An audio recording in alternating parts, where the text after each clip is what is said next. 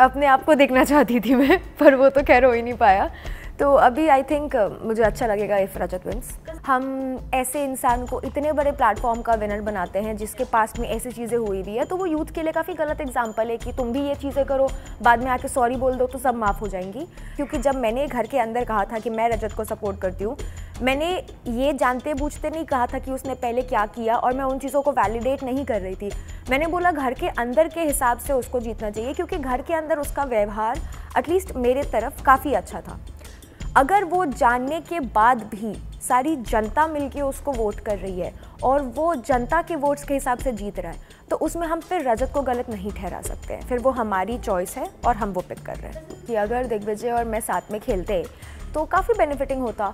और ये चीज़ मतलब अगर आप समझदार हो तो आपको समझ में आती है घर के डायनामिक्स भी कैसे चलते हैं। एक जर्नलिस्ट ने करण को कहा था कि कशिश से मेरी हाल फिलहाल में बात हुई और उसने कहा मुझे आपके बारे में कि करण को दूसरों को दुख देना बहुत अच्छा लगता है। और वो बोलने के बाद मैंने अगले ही दिन आपको देखा आपने क्या किया शिल्पा के साथ, तो शायद वो सच कह रही थी, तो वो मुझे सही लग रही। देखा मैं सही कह रही थी, now you know, now you have proof. उनको पता था कि ईशा की अविनाश की मीडिया बजाएगी और लोगों को पसंद आएगा, तो उन्होंने तब तक उनको बचा के रखा।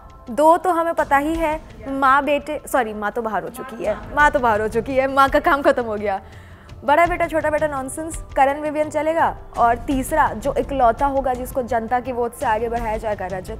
First of all welcome to our channel. Thank you. Bigg Boss के बाद अब कैसा लग रहा है घर पे रहकर, और घर के चीज़ें और घर के माहौल में रहकर कैसा लग रहा है? फर्स्ट क्या कहना चाहेंगे? थोड़ा सा डिफरेंट तो डेफिनेटली लग रहा है। अभी भी मैं सुबह उठती हूँ तो बॉडी का क्लॉक तो अपने आप 8 बजे सेट हो गया है, क्योंकि वहाँ हमें 8 बजे उठा देते थे। तो अब मैं उठती हूँ 8 बजे एंड मेरा फर्स्ट रिएक्शन होता है जल्दी उठ गई क्या, बिग बॉस क्यों नहीं बजा अभी? एंड देन आई रियलाइज़ कि नहीं, मैं घर पे आ चुकी हूँ। So that's a little of. And उसके अलावा अभी पूरा दिन लगता है कि करे क्या। ऑब्वियसली घर से बाहर निकलूँगी तो बहुत काम है, बट अगर मैं घर के अंदर रहूँ, क्योंकि वहाँ सिर्फ हम घर के अंदर रहते थे एंड पूरे दिन बिजी रहते थे, यहाँ करने के लिए कुछ है ही नहीं, ऐसा लगता है कभी कभी। So it's very different but अच्छा। टॉप 5 टॉप 6 सब रह गए हैं घर में, आप देख रही हैं बिग बॉस, फॉलो कर रही हैं? नहीं मैं नहीं देख रही हूँ। एज अ विनर किसे देखना चाहती हैं आप अकॉर्डिंग टू यू? अपने आप को देखना चाहती थी मैं, पर वो तो खैर हो ही नहीं पाया। तो अभी आई थिंक मुझे अच्छा लगेगा इफ रजत विंस। अगर मैं पूरी जर्नी की बात करूँ बिग बॉस का, तो कौन सा ऐसा मोमेंट था जिसे आप शेयर करना चाहती हैं, या पूरे अगर इन फ्यूचर कोई बिग बॉस का नाम लेता तो आप उसे बताना चाहें कि यस बिग बॉस में ये मेरा अच्छा मोमेंट था? मेरे सारे मोमेंट्स बहुत अच्छे थे। आई थिंक मेरी एंट्री ही काफ़ी अच्छी थी, जो भी मेरा स्टेज पर हुआ था that was dynamic. I mean काफ़ी हेडलाइंस बने थे उसके। अगले दिन जो मैं घर गई थी एंड पहली और आखिरी बार ईशा ने मुझे छेड़ा था, उसके बाद कभी उसने हिम्मत नहीं की छेड़ने की। तो I think that was pretty iconic. उसके बाद शो अंत होते होते आखिरी बार अविनाश ने भी मुझे छेड़ा था and that was the last time जब उसने मुझे छेड़ा था। एंड मेरी मम्मी जब बिग बॉस के घर आई थी। आई थिंक ये कुछ मोमेंट्स है जो फर्स्ट एंड लास्ट थे, तो I think those were very special. जहाँ हम कशिश को जानते थे, जब कशिश और दिग्विजय एंटर किए, हमने सोचा था as a audience, as a viewer, हमने देखा कि अब वो सबका फाड़ेंगे, क्योंकि कशिश के सामने कोई बोल नहीं सकता, दिग्विजय के सामने कोई दिमाग नहीं चला सकता, यू नो। और ये कहीं ना कहीं हुआ, दिग्विजय को एक गेम प्लानिंग से उसे निकाला गया। अगर वो वोटिंग के आधार पर, तो अब तक वो घर में रहता। और वहाँ जहाँ आपको देखा गया तो आपके भी सामने कोई नहीं बोल रहा था, बट कहीं ना कहीं लोग कहते थे कि अगर आपने फ्रेंडशिप स्ट्रॉन्ग बनाई होती तो शायद अब तक आपको सेव करके रखते। हाँ ये तो फैक्ट है। ये तो मुझे भी लगता था कि अगर दिग्विजय और मैं साथ में खेलते तो काफ़ी बेनिफिटिंग होता। और ये चीज़ मतलब अगर आप समझदार हो तो आपको समझ में आती है घर के डायनामिक्स भी कैसे चलते हैं। एंड इस चीज़ के लिए काफ़ी बार उसको आई मीन बिग बॉस ने भी उसको बोला ही था, मौका दिया था कुछ करने के लिए इस डायरेक्शन में। और मैंने भी सामने से काफ़ी बार पहल की थी, क्योंकि मुझे ये चीज़ें समझ आती हैं कि अपना ईगो या अपना जो भी है दुख दर्द एक पॉइंट तुमको छोड़ना पड़ता है and you have to move forward with the world. तो काफ़ी स्मार्ट होता अगर वो ये चीज़ करता, बट उसका शायद ईगो बीच में आ गया या क्या, उसने नहीं किया। हाल फिलहाल के प्रोमो की बात करें तो एक प्रोमो काफ़ी ज़्यादा वायरल हो रहा है अविनाश का, कि आप हालांकि बिग बॉस में जब एंटर, मैं आपसे जानना चाहती हूँ, जब आपने बिग बॉस में एंटर किया तो आपसे कोई साइन किया रहा गया कि आपको कौन सा पीआर चाहिए या फिर किस तरीका का एडवांटेजेस चाहिए, ऐसा कुछ हुआ था? शायद मैं उतनी इम्पोर्टेंट नहीं हूँ उनके लिए, क्योंकि मुझे तो ऐसा कुछ भी नहीं बताया गया था। ये मैं पहली बार सुन रही हूँ। फिलहाल में अभी घर के अंदर मीडिया गई है तो अविनाश का ये कहना है कि करण मेहरा ने पीआर का एडवांटेजेस बिग बॉस के सामने रखा था जो उसे मिला है और पब्लिक उसे सपोर्ट कर रही है। तो फिर ये एडवांटेज उसने क्यों नहीं रख लिया? जब इतना ही समझदार था और उसको पता है चीज़ें कैसे चलती है तो खुद क्यों नहीं कर लिया? सार ग्रेप्स, वही बात है उसकी, भाव मत दो उन बातों को। वो एपिसोड देखा ही होगा क्योंकि पूरी मीडिया जिस तरीके से ईशा और अविनाश पे चढ़ी है उनके। मैंने एपिसोड तो नहीं देखा क्योंकि मुझसे टॉलरेट नहीं हो पाते हैं वो लोग अब, बट मैंने रील्स देखी हैं एंड उस रील के कुछ कुछ सवाल और कुछ कुछ जवाब मुझे बहुत अच्छे लगे, तो I was happy with that. जैसे कि एक जर्नलिस्ट ने करण को कहा था कि कशिश से मेरी हाल फिलहाल में बात हुई और उसने कहा मुझे आपके बारे में कि करण को दूसरों को दुख देना बहुत अच्छा लगता है, और वो बोलने के बाद मैंने अगले ही दिन आपको देखा आपने क्या किया शिल्पा के साथ, तो शायद वो सच कह रही थी, तो वो मुझे सही लगी। देखा मैं सही कह रही थी, now you know, now you have proof, तो वो मुझे सही लगा। एंड ईशा को भी जो कई चीज़ें बोली गई थी, जो सही चीज़ें बोली गई थी, आई विश थोड़ी और बोली जाती, बट अच्छा था। पर करण को काफी ज्यादा अविनाश को काफी ज्यादा बोला गया जिसकी वजह से उनका जो एक एरोगेंट फेस था वो पब्लिक के सामने आया, जिसमें उन्हें बोला भी गया कि आप ज्यादा ही कैरेक्टर में रहना पसंद करते हैं, और उन्होंने मीडिया को भी अपने तरीके से जवाब देना पसंद किया जो कि नहीं देना चाहिए। वो देख रहे हैं, वो कोई ऑडियंस नहीं है, वो कोई व्यूअर नहीं, वो मीडिया 24 आवर्स आपको देखते हैं, एग्जैक्टली एक एक चीज पकड़ते हैं। तो अगर मैं आपसे पूछूं, आप रजत को सपोर्ट कर रही हैं, तो रजत के ऊपर भी काफ़ी ऐसे पॉइंट उठे हैं कि रजत का जो बाहर इतने सारे एलिगेशन लगे हुए हैं, अगर वो विनर बनते हैं तो क्या जस्टिस होगा?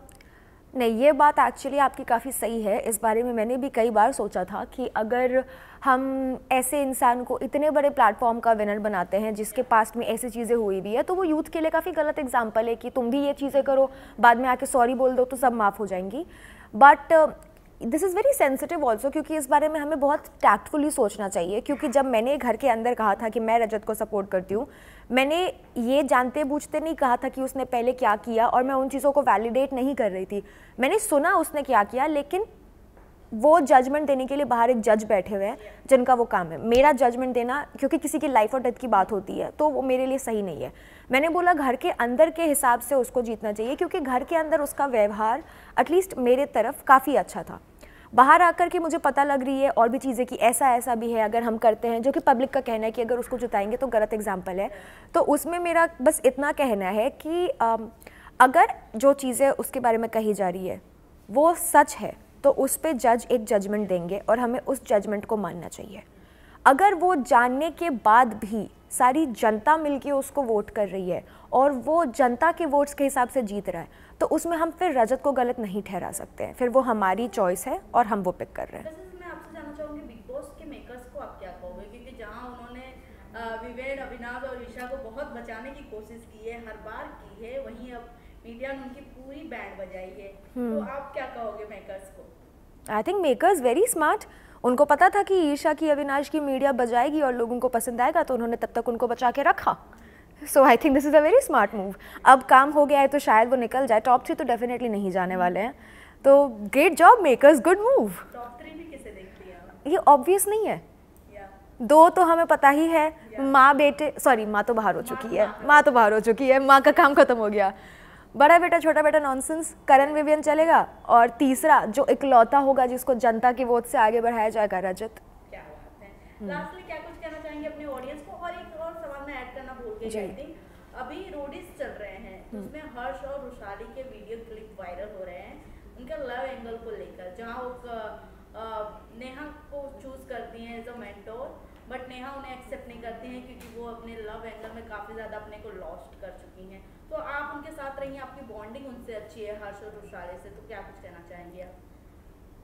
आई हैव नो आइडिया, मैं रोडीज़ बिल्कुल फॉलो नहीं कर रही हूँ अभी तो। ये रील भी मैंने एक क्लिप देखी थी, बट प्रॉपर मैंने फॉलो नहीं किया, तो अगवाड़ा और आगे और पीछे मुझे पता नहीं है इसका, तो I have no idea. But I don't think कि एक पॉइंट पे ना आप अपने रिलेशनशिप में कंफर्टेबल हो जाते हो, एंड क्योंकि वो लोग सीरियस है, they are planning to get married and everything, तो इट्स नाइस कि अगर आप अपने रिलेशनशिप में कंफर्टेबल होते हो और एक पैटर्न में घुस जाते हो।